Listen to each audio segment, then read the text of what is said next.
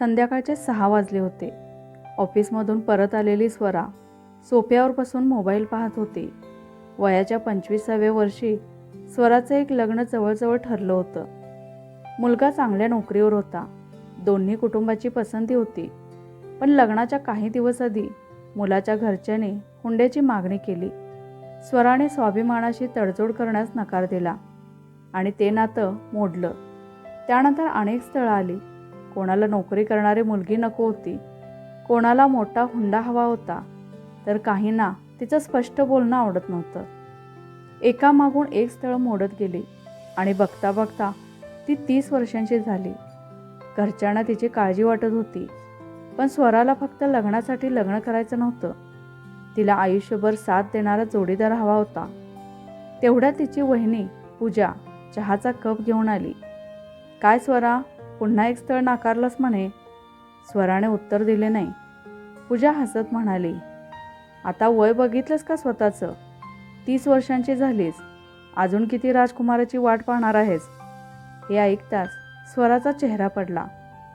तिची आई मंगला लगेच म्हणाली, पूजा, प्रत्येक वेळी टोमणे मारणं गरजेचं आहे का? मी खरंच बोलते आई. उद्या 40 आली तरीही म्हणेल अजून वेळ आहे. स्वरा काही न बोलता आपल्या खोलीत निघून गेली. दार बंद करून ती रडू लागली. तिला लग्न करायचं नव्हतं असं नव्हतं, पण तिला आयुष्यभरासाठी योग्य जोडीदार हवा होता. फक्त लग्न करायचं म्हणून कोणाचाही हात धरायचा नव्हता. दुसऱ्या दिवशी सकाळी तिचे वडील शरद म्हणाले, स्वरा, एक स्थळ आलं आहे. बाबा, पुन्हा नको. यावेळी आधी ऐक. स्वरा शांत बसली. मुलाचं नाव अभिजित आहे. स्वतःचा व्यवसाय आहे. घरदार चांगला आहे. मग? शरद काही क्षण थांबले. तो 2 मुलांचा बाप आहे. हे ऐकताच स्वराने चहाचा कप खाली ठेवला. बस, मला नाही करायचं हे लग्न.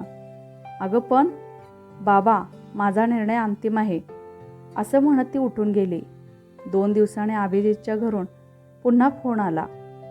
फक्त एकदा भेटण्याची विनंती केली गेली. आईच्या आग्रहाखातर स्वराने होकार दिला. रविवारी एका शांत कॅफेमध्ये दोघे भेटले. अभिजित अतिशय साधा आणि शांत दिसत होता.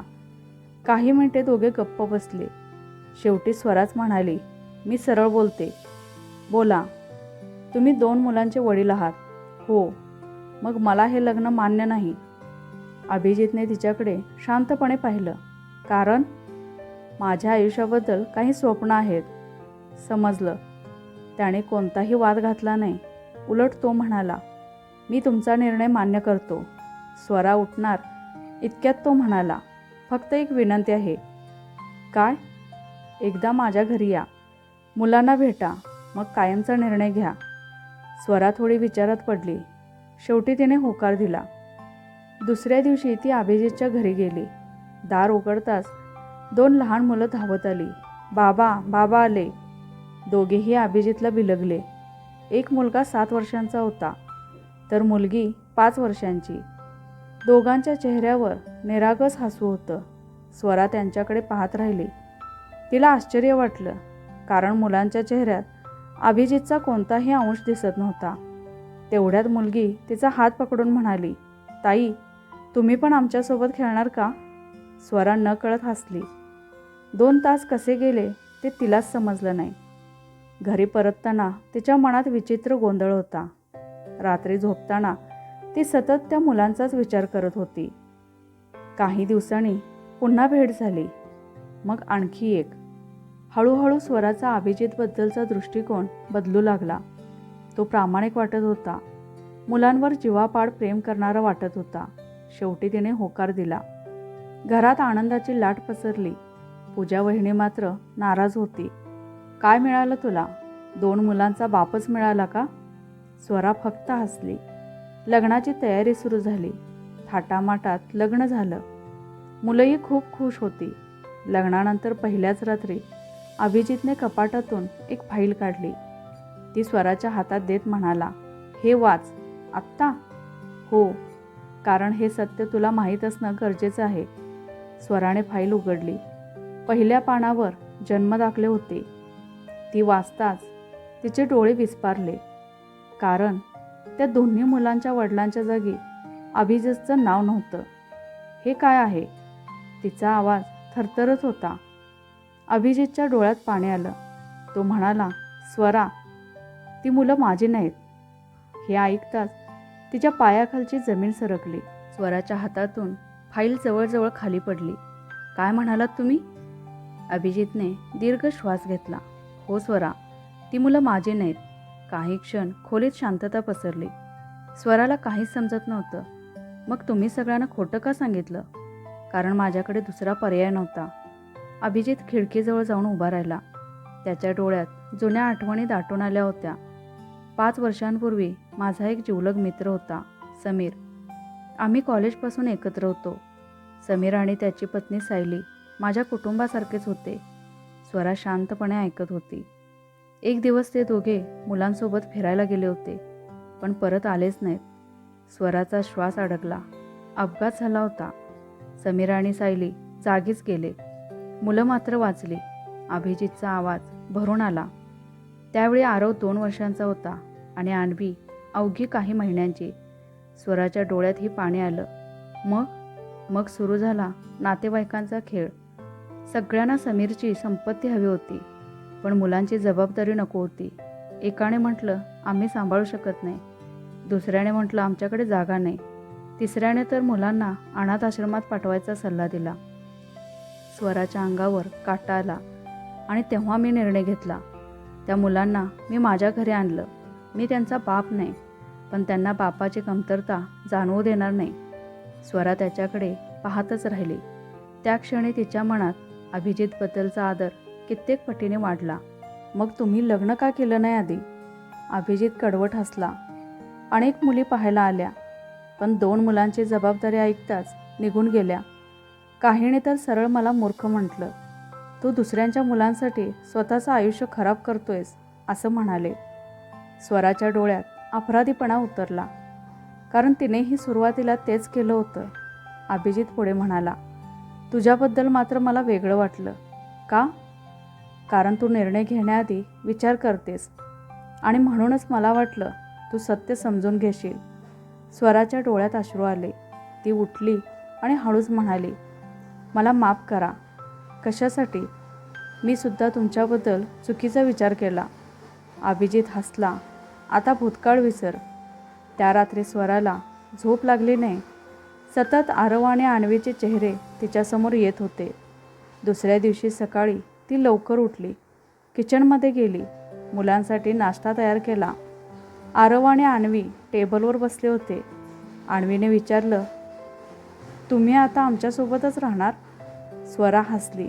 हो, मग आम्ही तुम्हाला काय म्हणायचं? अन्वीच्या प्रश्नावर सगळे शांत झाले.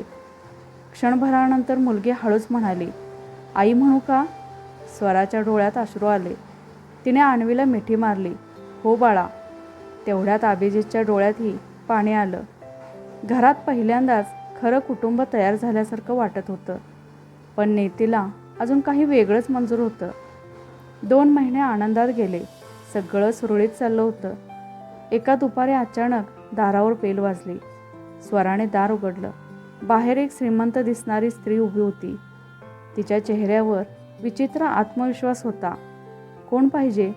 ती स्त्री घरात शिरत म्हणाली. आरव आणि अन्वी कुठे आहेत? स्वरा गोंधळली. तुम्ही कोण? स्त्रीने पर्समधून एक फोटो काढला. तो फोटो पाहताच अभिजितच्या चेहऱ्याचा रंग उडाला. तू? स्त्री हसली. हो अभिजित, मी रंजना, सायलीची मोठी बहीण. घरात एकदम शांतता पसरली. रंजनाने पुढचं वाक्य उच्चारलं आणि सगळ्यांच्या पायाखालची जमीन सरकली. मी माझ्या भाच्यांना घेऊन जायला आले आहे. रंजनाचे शब्द ऐकताच स्वराच्या हातापायातली शक्तीच निघून गेली. अभिजित काही क्षण तिच्याकडे पाहत राहिला. मग शांतपणे म्हणाला, रंजना, 5 वर्षाने अचानक तुला मुलांची आठवण कशी झाली? रंजना उपहासाने हसली. आठवण कधीच विसरले नव्हते. खोटं बोलू नकोस. अभिजितचा आवाज पहिल्यांदाच कठोर झाला. समीर आणि सायली गेल्यावर तूच पहिली होतीस जिने जबाबदारी घ्यायला नकार दिला होता. त्यावेळी परिस्थिती वेगळी होती. आणि आता? रंजना काही बोलली नाही. तेवढ्यात आरव आणि अन्वी बाहेर आले. रंजनाने दोघांना पाहताच डोळ्यात पाणी आणले. माझी लेकरं. ती दोघांना जवळ घेण्याचा प्रयत्न करू लागली, पण अन्वी घाबरून स्वरामागे लपली. आरवनेही तिचा हात घट्ट पकडला. हे पाहून रंजनाच्या चेहऱ्यावरचा भाव बदलला.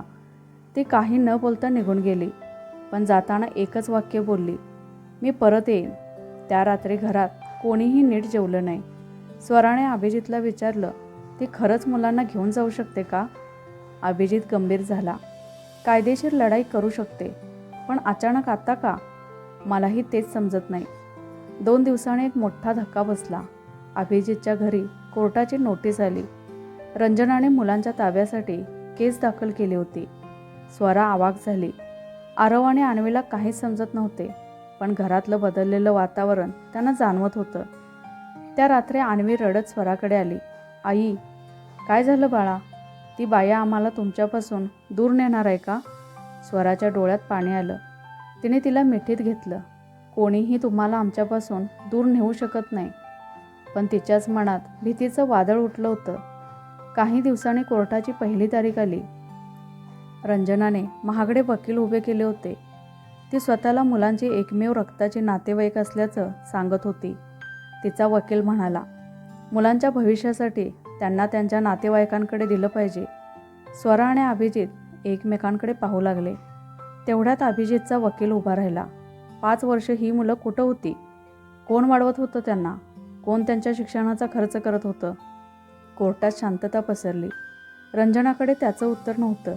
तारीख संपल्यानंतर एक अनोळखी माणूस अभिजितजवळ आला. मला तुमच्याशी बोलायचं आहे. कोण आहात तुम्ही? मी रंजनाच्या कंपनीत काम करतो. अभिजित सावध झाला. त्या माणसाने आजूबाजूला पाहिलं आणि हळू आवाजात म्हणाला, रंजनाला मुलांबद्दल प्रेम नाही. मग? तिला त्यांची मालमत्ता हवी आहे. अभिजित आणि स्वरा थक्क झाले. कुठली मालमत्ता?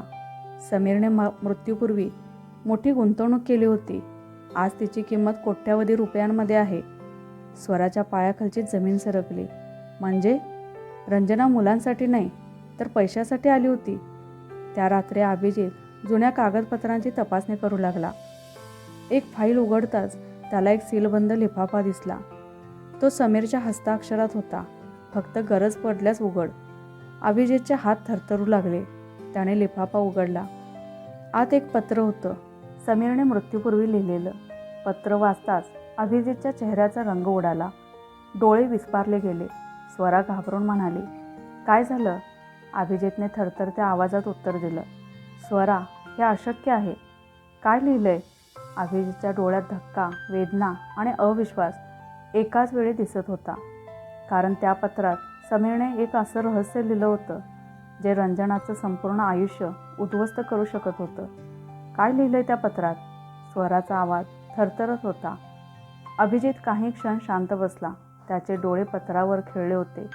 मग तो हळूच म्हणाला, हे सत्य जर बाहेर आलं तर रंजनाचं सगळं संपेल. पण आहे तरी काय? अभिजितने पत्र स्वराच्या हातात दिलं. स्वराने वाचायला सुरुवात केली. प्रिय अभिजित, जर तू हे पत्र वाचत असेल तर कदाचित मी या जगात नसेन. माझ्या मृत्यूनंतर आरव आणि अन्वीची काळजी तूच घेशील याची मला खात्री आहे. पण एक गोष्ट मी कोणालाच सांगू शकलो नाही. रंजना माझी साली असली तरी ती माझ्या संपत्तीवर नेहमीच डोळा ठेवून होती. ती अनेकदा मला गुंतवणुकीचे कागद तिच्या नावावर करण्यासाठी दबाव टाकत होती. मी नकार दिल्यावर तिने मला धमकी दिली होती. एक दिवस तुला पश्चाताप होईल. माझ्या मृत्यूनंतर जर ती मुलांच्या जवळ आली तर सावध राहा. कारण तिला मुलांवर प्रेम नाही, तिला फक्त पैशांवर प्रेम आहे. मी माझ्या सर्व मालमत्तेचा ट्रस्ट तयार केला आहे. मुलं 18 वर्षांचे झाल्यावरच त्यांना ती मिळेल. तोपर्यंत कोणत्याही नातेवाईकाला त्यावर अधिकार नाही. पत्र संपलं. स्वरा स्तब्ध झाली. म्हणजे रंजना सुरुवातीपासून खोटं बोलत होती? हो. अभिजितचा आवाज कठोर झाला. तिला मुलं नको आहेत. तिला त्यांची संपत्ती हवी आहे. काही दिवसांनी कोर्टाची दुसरी तारीख आली. यावेळी रंजना खूप आत्मविश्वासात होती. तिचा वकील म्हणाला, माझी क्लायंट मुलांची मावशी आहे. तिला मुलांचं भविष्य सुरक्षित करायचं आहे. तेवढ्यात अभिजितचा वकील उभा राहिला. महोदय, आमच्याकडे काही नवीन पुरावे आहेत. संपूर्ण कोर्टाचं लक्ष त्यांच्याकडे गेलं. पत्र न्यायाधीशांसमोर सादर करण्यात आलं. रंजनाचा चेहरा फटकन पांढरा पडला. पत्र वाचून झाल्यावर न्यायाधीशाने विचारलं, रंजना मॅडम, तुम्ही समीरवर मालमत्ता हस्तांतरित करण्यासाठी दबाव टाकत होतात का? रंजना गडबडली. नाही नाही, हे खोटं आहे. पण तिच्या चेहऱ्यावरचा घाम काही वेगळंच सांगत होता. तेवढ्यात अभिजितच्या वकिलाने आणखी एक पुरावा सादर केला. एक ऑडिओ रेकॉर्डिंग. समीरने काही वर्षांपूर्वी केलेलं रेकॉर्डिंग सुरू झालं. त्यात रंजनाचा आवाज स्पष्ट ऐकू येत होता. समीर, ही संपत्ती शेवटी कोणाच्या कामाची आहे? माझ्या नावावर कर. नाही रंजना, मग लक्षात ठेव, तुला याची किंमत मोजावी लागेल. कोर्टात एकच खळबळ उडाली. रंजनाच्या चेहऱ्यावरचा आत्मविश्वास पूर्णपणे गायब झाला. त्या दिवशी कोर्टातून बाहेर पडताना एक घटना घडली. आरव अचानक रस्त्यावर धावला. समोरून भरधाव कार येत होती. आरव! स्वरा किंचाळली. क्षणाचाही विचार न करता रंजना धावत पुढे गेली.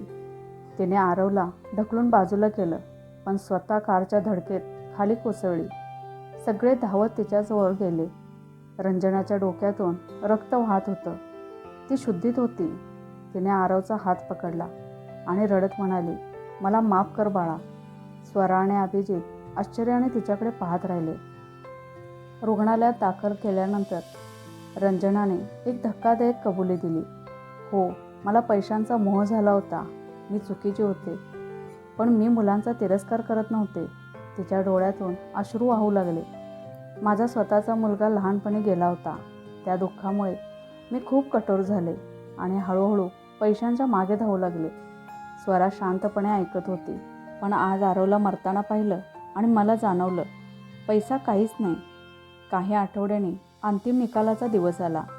न्यायालयाने स्पष्ट सांगितलं, मुलांच्या हितासाठी त्यांचा ताबा अभिजित आणि स्वरा यांच्याकडेच राहील आणि ट्रस्टमधील संपत्तीवर कोणत्याही नातेवाईकाचा अधिकार राहणार नाही. निकाल ऐकताच आरव आणि अन्वी धावत स्वराला बिलगले. आई, आपण जिंकलो. स्वराच्या डोळ्यात आनंदाश्रू आले. अभिजित तिच्याकडे पाहून हसत होता. त्या संध्याकाळी घरी छोटासा आनंद समारंभ ठेवला होता. सगळे आनंदात होते, पण पूजा वहिनी मात्र एका कोपऱ्यात शांत बसली होती. स्वराने तिच्याजवळ जाऊन विचारलं, काय झालं वहिनी? पूजाच्या डोळ्यात पाणी आलं. स्वरा, मला माफ कर. माफी कसली? मी कायम तुला टोमणे मारले. तुझं लग्न होत नाही म्हणून तुला कमी लेखलं. मला वाटायचं तुझ्या आयुष्यात काहीच चांगलं होणार नाही. पण आज देवाने मला दाखवून दिलं की योग्य माणसाची वाट पाहणं चुकीचं नसतं. स्वराच्या चेहऱ्यावर हलकंसं हसू उमटलं. जाऊ दे वहिनी, जुन्या गोष्टी विसरूया. तेवढ्यात आरव आणि अन्वी धावत आले. आत्या, चला ना, केक कापायचा आहे. पूजाने दोघांना जवळ घेतलं आणि तिच्या डोळ्यात पुन्हा अश्रू आले. जिची ती वर्षानुवर्षे दया करत होती, तीच स्वरा आज सर्वात सुखी होती. तिच्याकडे प्रेम करणारा नवरा, 2 गोंडस मुलं आणि आनंदाने भरलेलं कुटुंब होतं. 2 वर्षांनी घरात आनंदाचं वातावरण होतं. आरव शाळेत पहिला आला होता. अन्वी नृत्यस्पर्धा जिंकली होती. रंजनाही आता बदलली होती. ती नेहमी मुलांना भेटायला येत असे, पण आता तिच्या डोळ्यात लोभ नव्हता, फक्त माया होती. त्या संध्याकाळी आरवने अचानक विचारलं, बाबा, आम्ही तुमची खरी मुलं नाही ना? अभिजित हसला. कोणी सांगितलं? शाळेत मित्र म्हणत होते. अभिजितने दोघांना जवळ घेतलं आणि म्हणाला, जन्म देणारे आईवडील वेगळे असतात बाळांनो, पण आयुष्यभर प्रेम करणारे आईवडील वेगळे असतात. आरव आणि अन्वीने त्याला मिठी मारली. स्वराच्या डोळ्यात अश्रू होते, कारण कधीकाळी ज्या 2 मुलांमुळे तिने हे नातं नाकारलं होतं, आज त्याच 2 मुलांमुळे तिचं आयुष्य पूर्ण झालं होतं. तर मित्रमैत्रिणींनो, आजची कथा कशी वाटली ते कमेंट करून नक्की कळवा. कथा आवडल्यास लाईक शेअर करा. चॅनेलवर नवीन असाल तर सबस्क्राईब करा. धन्यवाद.